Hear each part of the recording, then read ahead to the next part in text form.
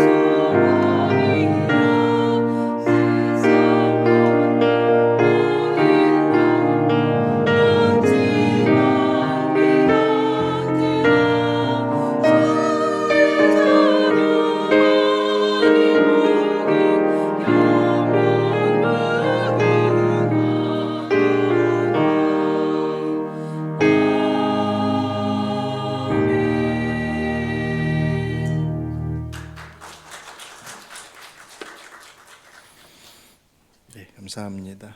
기도하겠습니다. 아버지 하나님, 오늘도 주의 말씀 앞에 섭니다. 성령 하나님께서 주의 말씀이 우리에게 영의 양식이라고 하셨사오니 그 말씀 듣고 새 힘 얻게 하시고 주의 말씀의 그 칼날로 우리들 안에 두려움과 염려와 근심과 또 우리의 고집과 완악함들이 그 말씀의 칼날 가운데 끊어지게 하시고 저희들이 정말 주의 거룩한 백성의 그 자유함들과 평화를 회복할 수 있는, 마음껏 누릴 수 있는 복된 시간이 될 수 있도록 성령 하나님 도와주시기를 간절히 원하오며 모든 말씀 예수님 이름으로 감사하며 기도합니다. 아멘. 오늘 교회학교에서 전수사님이 아이들에게 말씀을 전하고 있는데 설교 중에 꼬마 아이 하나가 손을 번쩍 들면서 그렇게 물어보더래요. 전사님, 하나님하고 예수님하고 부자제가 맞죠? 이 전사님이 그래 맞지 그랬더니 자꾸 뒤에서 막 뭐라고 막 그래요. 그러면서 또 물어보기를 근데 하나님은 하시고 예수님은 예시인데 왜 성이 달라요?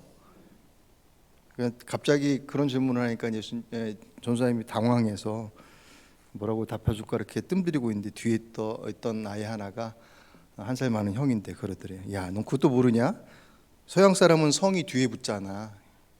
그러니까 님이 성씨니까 부자지간 맞아. 그러더래요. 아이들이니까 웃고 넘어가는 것이지만 모르면 사실 정직하게 몰라라고 얘기하는 게 사실 훨씬 더 지혜로운 것입니다.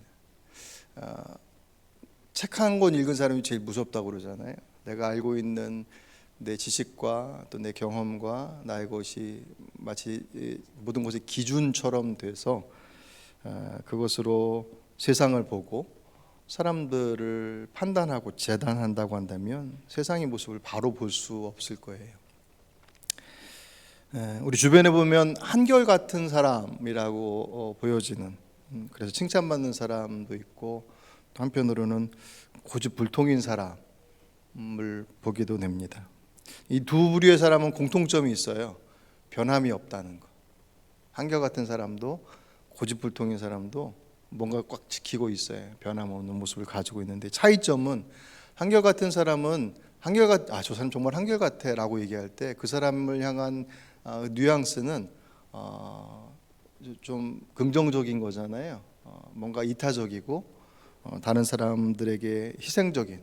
어쩜 그렇게 한결같을 수 있어? 뭐 그런. 저 사람은 한결같이 욕심쟁이야? 뭐 그런 경우는 별로 없잖아요. 그런 의미라고 한다면 이 고집불통이라고 쓸 때는 뭔가 좀 자기 중심적이고 이기적인 모습을 가질 때 그렇게 표현하곤 합니다. 신앙의 영역도 사실은 그렇게 표현할 수 있습니다. 한결같은 신앙, 고집불통인 신앙. 한결같은 신앙은 말씀에 근거하여서 이타적인 주의 말씀을 따라서 자기 희생적인 말씀대로 살아가는 모습이라고 한다면, 고집불통인 신앙은 어쩌면 지독히도 자기 중심적이고 이기적인, 그래서 말씀대로보다는 내 마음을 따라서 움직이는 신앙의 모습에 가깝지 않을까 생각이 되었습니다. 사실 이 두 가지 차이는 성향의 차이도 있겠지만 그것보다 훨씬 더 심각한 결과를 낳을 수도 있어요. 왜냐하면 그냥 사람 사이에서 저 사람 한결같아, 고집불통이야 라고 하는 것은 그래도 나름 답을 찾을 수가 있습니다. 적정선을 유지한다거나 뭐 그렇게 할 수 있지만, 만약 하나님과의 관계 속에서 그 신앙의 모습이 고집불통이다라고 한다면 그건 답이 없어요. 왜냐하면 이거 심각한 이유는 고집불통이라고 하는 것에 아까 말씀드렸던 부정적인 내용 중에 하나가 이기적이고 자기중심적인 것인데 그게 죄의 본질하고 연결되어 있거든요.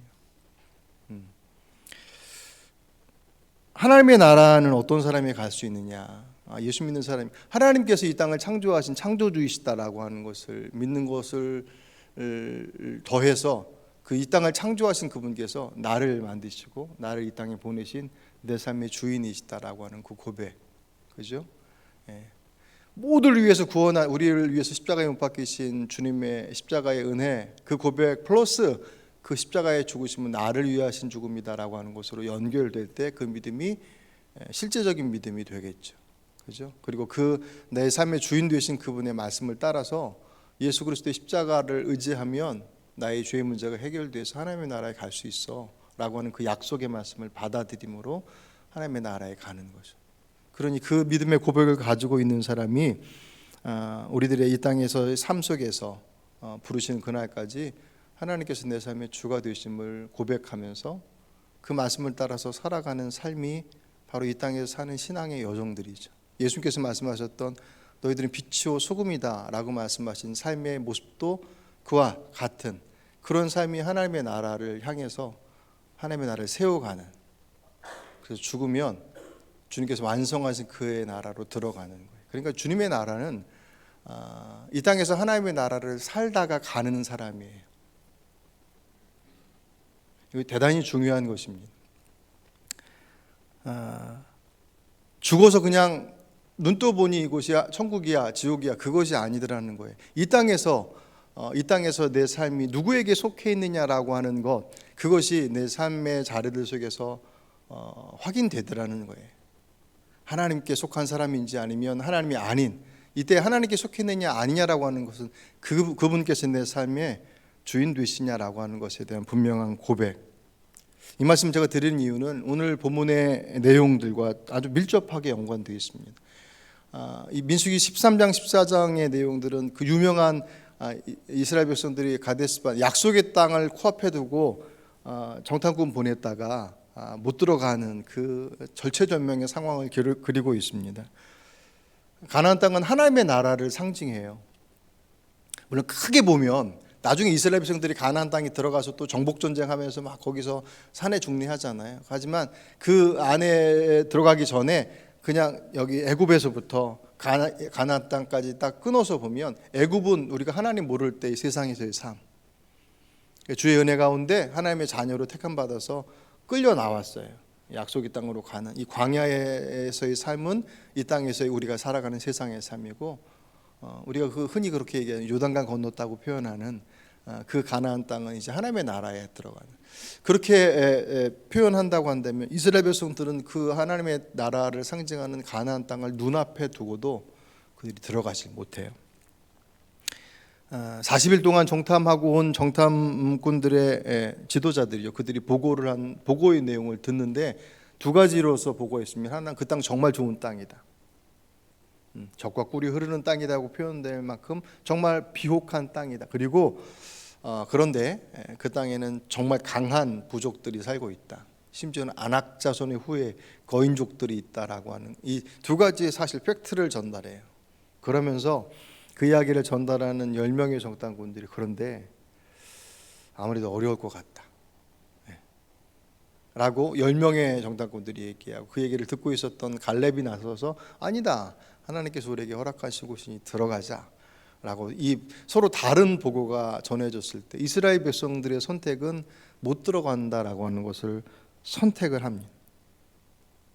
그래서 그들은 그 땅에 들어가지 못하고 돌아 나와야 했어요. 자, 이 지점이 중요한 것이, 그러면 그들이 그 한 번의 실수 때문에, 그들의 한 번의 판단 착오 때문에 그곳에 들어갈 결정을 하지 못함으로 인해서 하나님의 나라를 상징하는 그곳에 못 들어갔느냐?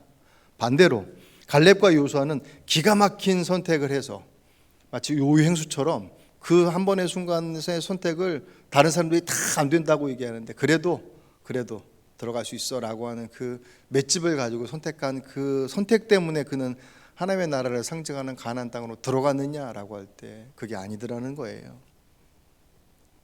그 땅을 들어가지 못했던 이스라엘 백성들은 그 한 번의 선택 때문에 못 들어간 것처럼 보여지지만 그들은 그 땅에 들어갈 준비가 아직 안 된 사람들이었어요. 입국 거부된 거예요. 제가 이 말씀 보면서 생각났던 사람이 우리 윤 전사님. 예전에 저희 필리핀 깜덴에 단기 선교 가려고 열심히 준비해서 갔다가 필리핀 공항에서 덜컥 걸렸어요. 못 들어가요. 윤 차장 못 들어가.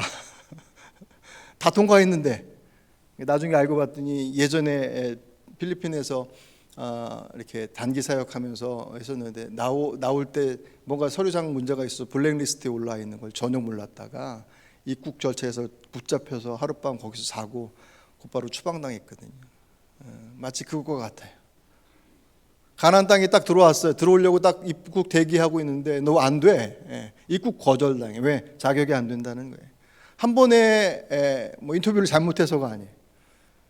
자격 자체가 안 된다라고 하는 것을 의미하고, 반대로 들어갈 수 있었다라고 표현하고 있는 두 사람의 갈렙과 여호수아와 마찬가지로 그들이 인터뷰를 잘해서 그 한 번의 선택을 잘했기 때문에 그 땅에 들어가는 것이 아니라 그는 준비된 사람이었다라고 하는 것을 오늘 본문을 통해서 분명하게 말씀을 합니다. 20세 이상의 하나님께서 못 들어간다라고 얘기하고 있는 그들에게 들어가지 못할 그 이유들에 대한 부분들을 설명을 하시는데, 이미 그들은 그 이전서부터 준비를 과정을 다 거쳤어요. 왜냐하면 출애굽할 때 애굽에서 노예로 있던 이들을 하나님께서 하나님의 백성으로 이제 자유인으로 끌어내셨잖아요. 물론 그것은 큰 구원의 계획 속의 일부이긴 하지만 끌어내시면서 그 과정 속에서 하나님이 어떤 신이신지를 분명히 보여주셨어요. 그냥 능력이 많으신 분으로서만이 아니라 그 능력이 많으신 분이 너희들 편이야. 너희들을 책임져 주시는 분이야. 온갖 기적과 이적 그리고 전쟁 속에서 그들의 그것을 경험하고 승리할 수 있었던 이유는 전쟁에 뭐 군사력이 뛰어나거나 전술이 뛰어나서가 아니라 그들의 전쟁 그 어떤 것들 속에서도 그들이 가지고 있던 능력으로 이겼던 전쟁이 없어요. 물론 때로는 뭐 매복도 하고 여러 가지 전술도 사용하지만 이스라엘이 가지고 있었던 군사력이라고 하는 것은 사실 보잘것없는 거예요. 다 노예 출신이었는데, 그러니까 그 전쟁을 경험하면 경험할수록 이 전쟁은 우리가 잘 준비해서 이긴 게 아니라 하나님께서 도와주시는 거구나라고 하는 것을 거듭거듭 확인하면서 그들의 삶의 주도권이 그분 앞에 있음을 계속 알려주셔요. 경험을 통해서 배우고 확인합니다. 그렇게 해서 이제 그 땅에 들어가려고 했는데 그 하나님의 주 되심 주권을 인정하는 자가 들어가서 사는 하나님의 나라를 코앞에 두고 그들은 그 앞에 들어가지 못했어요. 그분의 주권을 인정하지 않았기. 하나님을 인정하지 않은 게 아니에요. 하나님을 인정했어요. 하나님의 능력을 부인한 것도 아니에요. 이미 경험해서 알고 있어요. 문제는 그분께서 내 삶의 주인 아니더란 말이에요. 대단한 분인 건 많은데 그 대단한 분의 능력이 탐나기도 하고 필요하기도 하고 그것을 잘 사용하고 싶은 욕심도 있긴 하지만 그것 때문에 내 삶이 거기에 올인한다? 그건 다른 문제더라는 거예요. 근데 그 나라는 능력으로 들어가는 것이 아니라 그분을 주로 인정하는 자가 들어가는 것입니다. 우리가 나중에 주님의 나라에 부름 받을 때도 마찬가지인 것처럼 주님께서 대단히 화가 나셔서 그래 그럼 못 들어간다 그렇게 말씀하시면서 심판을 선언하실 때 오늘 우리가 앞에 14장 후반부를 봤지만 13장부터 14장 전반부를 보시면 하나님께서 화가 나셔서 다 쓸어버리겠다 다시 시작하면 그럴 때 모세가 중보기도 그래서 좀 그렇게 하면 하나님 얼굴에 목칠하는 거 아니겠습니까? 그 과정도 좀 잘 봐야 돼요. 하나님께 정말 쓸어버리려고 작정하셨다고 한다면 굳이 모세에게 너희들 다 전멸시켜버릴 거야 라고 얘기하실 필요 없죠. 그냥 꾹 누르시면 없어지는 건데 그러니까 하나님의 진노는 멸망이 목적이 아니라 구원이 목적이에요. 어떤 사인을 주실 때 그러니까 그렇잖아요. 아이들하고 부모하고 이렇게 갈등하다 보면 엄마가 화가 나서 밖에 나가 그렇게 소리 지르면 진짜 나가라는 거예요? 네. 그리고 짐 싸고 나가면 그 말 잘 듣는 아들입니까? 아니잖아요.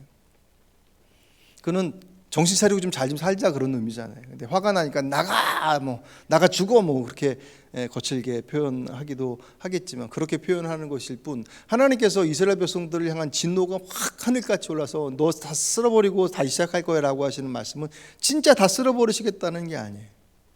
쓸어버리시는데 그들이 동의할 필요 없잖아요. 그런 면에 있어서 모세를 통해서 주님께서 그들에게 기회를 한번 더 주시는데 하지만 한 번 지나간 한 번의 기회를 그들은 더 잡을 수 없는 그런 상황에 맞닥뜨려져요.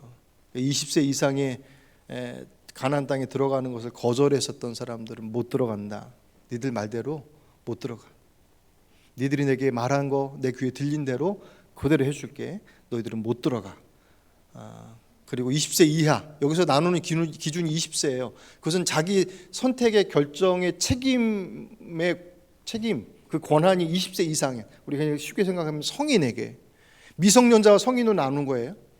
그래서 자기 결정권이 없었던 20세 이하는 오케이 들어갈 수 있어. 자기 결정권을 가지고서 결정했었던 20세 이상의 사람들 대부분이 다 못 들어간다고 안 들어간다고 했거든요. 그럼 못 들어간다. 너희들은 광야에서 40년 동안 40일 정탐한 것에 하루를 1년씩 쳐서 40년을 그 땅에서 유리행할 것이다. 방황할 것이다. 하지만 그것은 훈련의 여정이에요.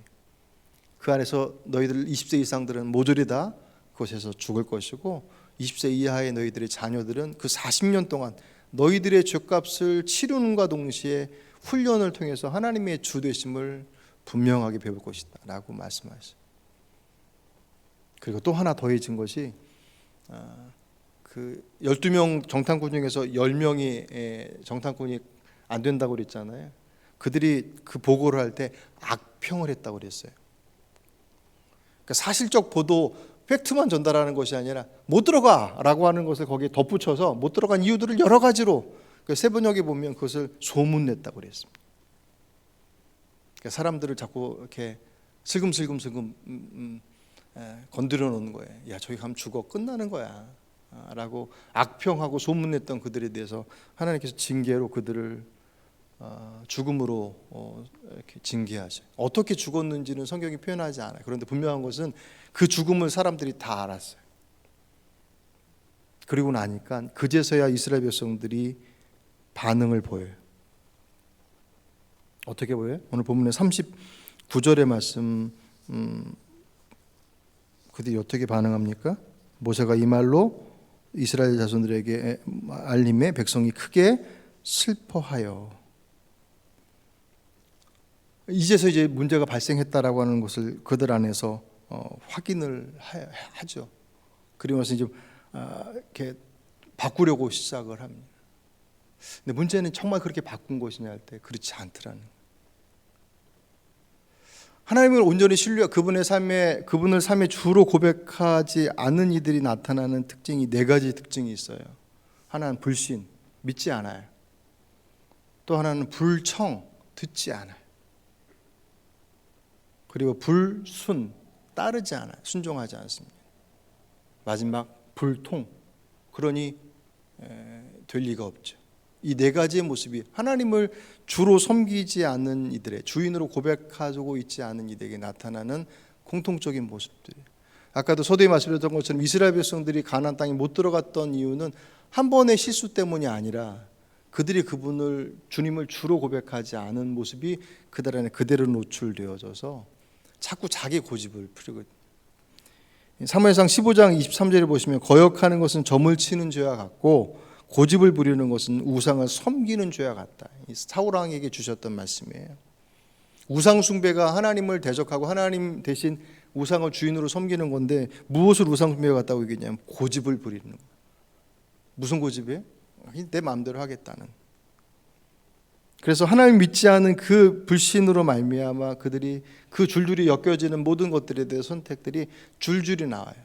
못 들어간다라고 얘기했을 때 민수기 14장 8절부터 9절 보시면 갈렙과 여호수아가 두려워하지 말아라. 그때는 들어갈 수 있다. 들어가야 된다라고 담대하게 선언을 합니다. 이 얘기하고 나서 사람들이 돌로 쳐서 죽이려고 그랬어요. 이미 주신 땅인데, 그리고 하나님께서 말씀하신 것인데 그들은 그 말씀을 따르기보다는, 그 말씀을 믿고 따르기보다는 그들이 보고 온 것을 더 신뢰한 거예요.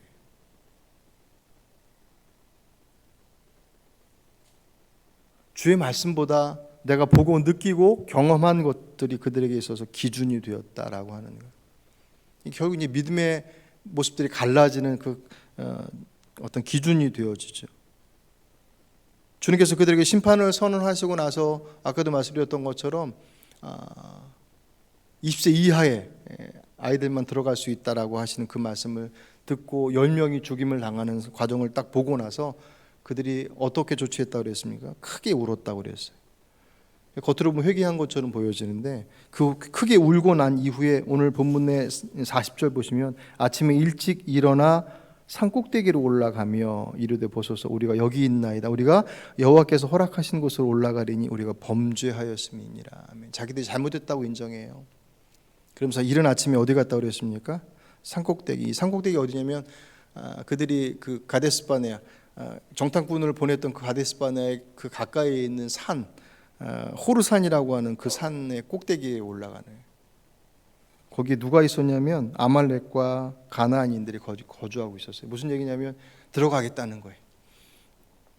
주님께서 들어가라고 말씀하셨는데 저희들이 잠깐 정신이 나갔었나 봅니다. 말씀대로 들어가겠습니다 라고 얘기하는 그들의 그 내용을 자칫 잘못해서 보면 이제 잘못을 뉘우치고 돌아왔나 보다라고 생각하겠지만 모세의 반응은 정반대. 오늘 41절을 좀 같이 보실까요? 41절. 모세가 이르되 너희가 어찌하여 이제 여호와의 명령을 범하느냐 이 일이 형통하지 못하리라. 아멘. 왜냐하면 하나님께서 안 돼라고 말씀하시면서 이제 그들이 갈 방향은 가나안이 아니라 광야로 내려와야 된다라고 이미 말씀을 주셨어요. 심판과 징계에 대한 말씀뿐만 아니라 이제 돌아 나와야 된다라고 말씀하셨을 때 그들이 그제서야 뭐라고 그래요? 아니요, 이제 들어가겠습니다.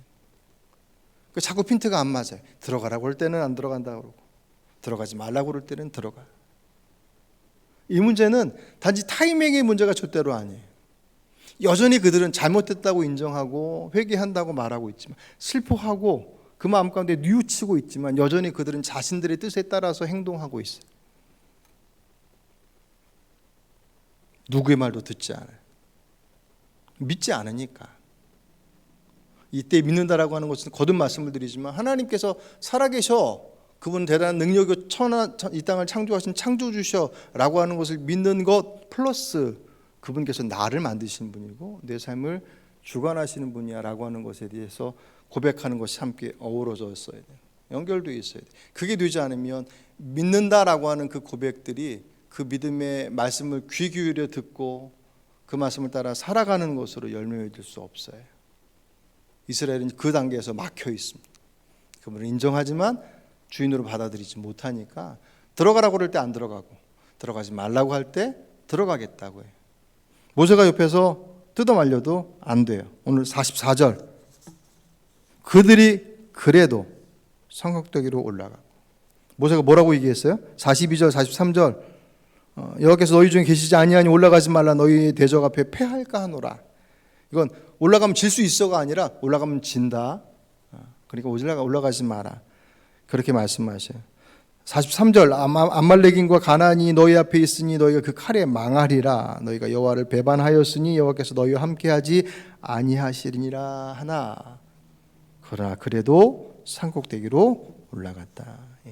듣지 않으니까, 믿지 않으니까 듣지 않고, 듣지 않으니까 순종하지 않아요. 그 길에 어떻게 형통이 있을 수 있겠습니까? 오늘 45절, 아말렉인과 산간지대에 거주하는 가나안이 내려와 그들을 무찌르고 호르마까지 이르렀더라. 이 출애굽 이후에 첫 번째 패배예요. 이스라엘의 전쟁이 출애굽하고 나서 여러 전쟁을 맞닥뜨렸지만 한 번도 패하지 않았어요. 아까도 거듭 말씀드렸던 것처럼 그들의 군사력의 문제가 아니라 그들의 전쟁의 승리의 주권은 철저히 하나님께서 가지고 계셨기 때문에. 그런데 모세가 경고했잖아요. 하나님께서 함께하지 않으셔. 그게 가도 안 되는 길일 뿐더러 그렇기 때문에 하나님께서 함께하지 않으시니까 반드시 진다라고 경고해도 듣지 않고 올라갔다 패배하고 끌려 내려왔습니다. 그들은 여전히 고집불통이에요. 여전히 말씀이 아닌 마음대로 그들의 삶을, 그들의 인생을 이끌어가고 있습니다.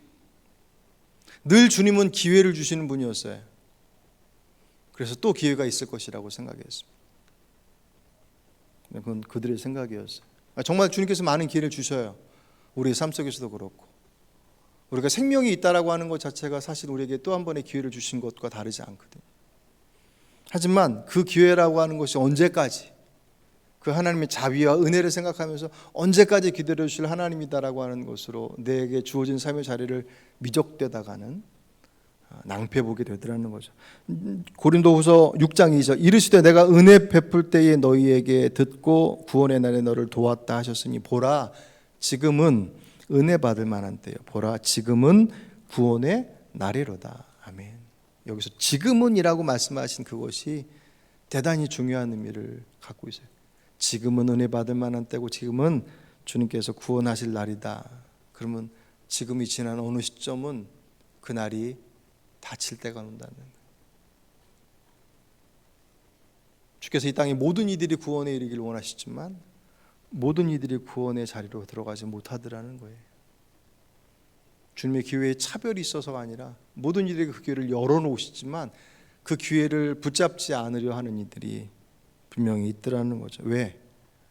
내가 그 시기를 조절하려고 하기 때문에. 이 정도면 괜찮을 거다. 이 정도면 괜찮을 거다. 그러니까 우리가 주님의 은혜 가운데 있을 때는 벌써 죄에 대해서 반응이 달라요. 얼마나 좀 더 멀어져야지 내가 정결할 수 있을까, 깨끗해질 수 있을까. 어떤 문제가 있으면 어느 정도까지 비껴나가야 되지? 라고 하지만 내가 무뎌지기 시작하면 어느 정도 가까이 가면 괜찮을까? 어디까지 가면 괜찮을까? 그 차이를 아시겠습니까? 내가 주께로 그 마음이 중심이 있을 때는 얼만큼 멀어져야지 안전할까지만 그분께로부터 멀어져 있게 되면 얼마큼 가까이 들어가야지 어디까지가 위험 맨 끝선일까? 마치 그 지하철 타면 그 지금 방화벽으로 다 되어 있지만 예전에 방학에 없을 때는 막 지하철 들어오는데 사람들 확 밀려가잖아요. 노란선 해놔도 소용 하나도 없어요. 뭐 노란선 끝에까지 가서 어느 정도까지 가야지 빨리 들어갈 수 있을까를 보니까 위험한 거는 둘째 문제. 내가 내 삶의 주권을 가지고 있을 때는 그 기회도, 그 시간도, 그 내용도 내가 선택할 수 있다라고 착각해요. 하나님은 우리를 도우시는 분으로서 생각하게 되기 때문에 큰 낭패를 보게 되더라는 거죠. 가룟 유다가 그랬고 수많은 믿음의 사람들이 떨어져 나갈 때 그런 잘못된 선택들을 했습니다. 진정한 회개는 뉘우치는 것 오케이 하지만 그 뉘우침이 내 삶의 방향을 그분께로 맞추는 것으로 안착될 때 이미 이제 그제서 시작이 되는 거죠. 오늘 이 본문의 이스라엘 백성들이 그것을 제일 잘 보여줘. 잘못했다고 그랬어요. 후회했고 슬퍼했어요. 그런데 그 길은 여전히 하나님의 뜻과는 반대되는 길로 가고 있습니다. 왜? 한 번의 실수가 아니에요. 내가 그분께 속해 있지 않으면 그들 스스로가 보여주고 있습니다. 반면에 말씀대로 따랐던 사람의 대표적인 예가 여호수아와 갈렙이잖아요. 그들의 삶은 앞에서 얘기했었던 그 네 가지의 그 사불, 불신, 불청, 불순, 불통, 그죠? 여기는 꽉꽉 막히는 거죠. 주님과 함께 그 말씀을 따르는 이들의 모습 또한 마찬가지 네 가지야. 그 정반대, 확신, 주의 말씀을 그 안에 신뢰해요. 하나님의 말씀을. 그 말씀을 신뢰하니 그는 그 말씀을 경청해요. 귀 기울여 들어요. 어떻게 말씀하실까? 내가 그분 앞에 무엇을 얘기하는 것보다 더 중요한 것은 내가 그분께서 내게 무엇을 말씀하시냐라고 하는 것을 더 귀 기울여요. 그게 살 길이니까. 그 귀 기울여진 말씀을 통해서 내가 갈 길을 바라보고 그 말씀을 통해서 힘을 얻습니다. 그 말씀을 귀 기울여 듣는 이들은 그 말씀을 순종의 자리로 가죠. 그렇죠? 그 길이 형통하지 않는 것이 이상하지 않겠습니까? 그 다음에 형통입니다. 물론 이것을 흑백 논리로 말씀 따라 지켰더니 문제가 해결됐어.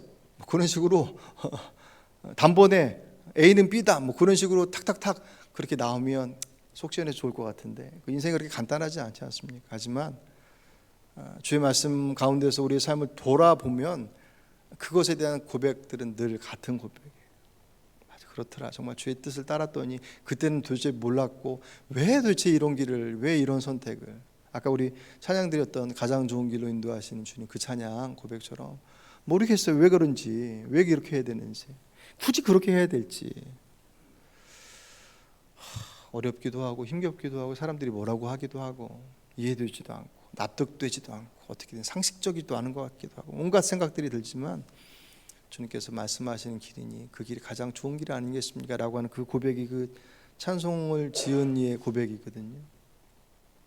믿으십니까? 그러니까 신앙은 이해를 따라서 움직이는 것이 아니에요.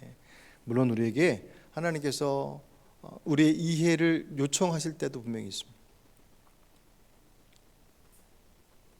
하지만 이 신앙은 내가 납득되었기 때문에 그럴 만하기 때문에 라고 하는 것으로 반응하는 것이 아니더란 말이죠. 오늘 그 네 가지의 확신과 경청과 순종과 형통의 가장 모본이 되는 사람들이 바로 여호수아와 갈렙. 한 번의 요행수로 가데스 바네아에서의 그 선택으로 그들이 들어갔던 사람이 절대로 아니에요. 그곳에서의 그 한결같은 모습이 거기서를 넘어서 40년의 광야의 여정도 속에서도 그들은 변하지 않아요. 왜냐하면 그들이 움직이는 그 중심의 뿌리가 하나님께 있기 때문에 그분이 변하지 않으시는데, 그리고 그들은 가나안 땅에 40년 후에 가나안 땅에 들어갔을 때 더 빛을 발해요. 여호수아는 지도자로, 갈렙도 그 지파의 지도자로서 모두가 다 눈치 보면서 좋은 땅 어디로 갈까 막 그렇게 계산하고 있을 때 갈렙이 주님 예전에 저한테 약속하지 않으셨습니까? 라고 소유권 주장한 그 땅이 어떤 땅이었습니까? 산지에 우리 이 산지를 내게 주셔서 그 찬송의 배경이 바로 갈렙의 고백입니다. 모두가 다 싫어하고 모두가 다 이렇게 밀어둘 만한 그런 어려운 자리인데도 불구하고 갈렙이 그 자리를 주님 주십시오라고 얘기해요. 왜? 그 땅이 좋아서가 아니에요. 그 땅이 편해서도 아닙니다. 그 땅에 하나님께서 약속해 주신 것이니 그 땅이 가장 귀한 것이다라는 그의 믿음의 고백이 그 안에 있습니다. 그러니 그 신앙은 한결같더란 말이에요. 그 말씀을 따라서 이루어지니 그와 그의 가문이 형통하더라. 그러니까 주님께 주신 은혜는 항상 그 혼자서 머물러 있지 않아요. 그와 그 가문을 통해서 그의 민족이 바른 길을 걸어가는, 여호수아를 통해서 갈렙을 통해서 이스라엘 백성들이 가야 할 바른 길, 하나님께서 인도하신 그 길들을 걸어가잖아요. 여러분들이 그런 한결같은 믿음의 사람이 되시길 바랍니다. 예. 내 한 번의 실수가 나의 모습들을 무너뜨린 것이 절대로 아니에요. 하지만 또 한 번의 기회가 있을 것이다라고 내 스스로 선택하고 내 스스로 포기하는 것 또한 우리가 가야 할 길이 아닙니다. 내가 그분 앞에 속해 있으니 잘 안 될 때 있잖아요. 우리에게 가장 위로가 되는 사람이 베드로하고 제자들이지 않습니까? 하려고 하는데 잘 안 돼. 예수님 자꾸 돌아가신다고, 자꾸 가면 붙잡히신다고, 십자가에 죽으실 거고 뭐 부활을 얘기하시는데 부활은 들어본 적도 없고 경험한 적도 없으니까 자꾸 죽는다는 말씀만 귀에 들어와서 왕 되셔야 될 분이 왜 자꾸 돌아가신다고 그러지? 자꾸 마음이 쓰이는데 예루살렘에 가셔서 붙들릴 거고 너희들은 나 배신할 거다라는 말씀 듣자마자 제자들이 펄펄쩍 뛰잖아요. 지켜드리겠다고, 절대로 그런 일 없을 거라고. 근데 그 말이 사라지기도 전에 그들이 혼비백산 다 도망가 버렸어요. 베드로에게 3번 나 부인할 거야 라고 분명히 지목해서 말씀해 주신 그 말씀 그대로 그것을 베드로가 밟아가요. 왜요? 우리가 아는 것처럼 베드로가 립서비스한 거 아니란 말이에요. 정말 그럴 수 있다고 생각했고 정말 그렇게 하고 싶었어요. 근데 그는 그렇게 할 능력이 없었어요. 주께서 너 그렇게 내가 미리 얘기해 줬는데도 불구하고 그렇게 못했으니는 안 되겠다, 작업 박탈, 그렇게 하셨습니까? 그렇지 않아요. 만약에 실수와 그들의 행위를 구분하셨다고 한다면 제자들은 다 하나님의 나라에 들어갈 수 없습니다. 제자만 그러겠습니까? 하려고 하는데 잘 안 될 때 있습니다. 하지만 그것과 오늘 이스라엘 백성들이 보여줬던 불신과 불청과 불순과 불통의 모습은 한 번의 실수의 문제가 아니라 그의 주권의 문제, 그것이 붙잡혀 있으면, 그것이 여러분들 안에서 고백되고 있으면 그 길은 주의 말씀을 신뢰하는 자리로, 그 말씀에 귀 기울이는 자리로, 그 말씀을 잘 안 되지만 따라가는 자리로 갈 때 그 길이 형통의 과정으로 들어가더라는 거죠. 그리고 그 형통은 결코 나와 내 가정에서 머물지 않습니다. 오늘 우리가 하나님과 소통하는 그 소통의 모습을 통하여서 우리가 주님의 나라에 입성할 것에 대한 기대를 갖는 것 좋습니다. 하지만 그것은 우리를 통해서 이 땅의 통로가 되라고 말씀하신 이 땅의 소통의 도구가 바로 저와 여러분임을 잊지 마십시오. 4월 한 달, 아까 장로님도 기도하셨지만 오늘이 세월호 구주기가 되는 날이고 4월은 아픔이 많은 날이에요. 그리고 그 아픔의 큰 원인들 중에 하나는 통치자들과 관련이 되어 있습니다. 이 나라와 민족으로서 기도해야 할 것이 우리들의 주어진 막중한 사명입니다.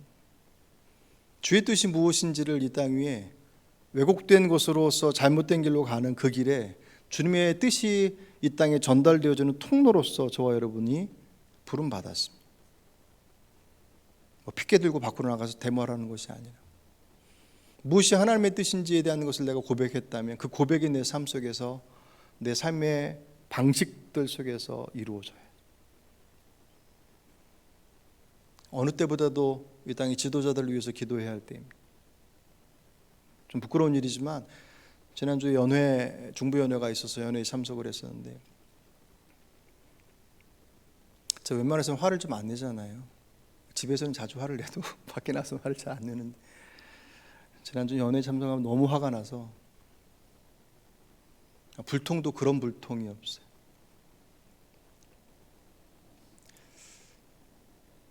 거기에 나오신 분들이 다 교회의 대표로 와 있거든요. 물론 다 선후배, 인간적으로 보면.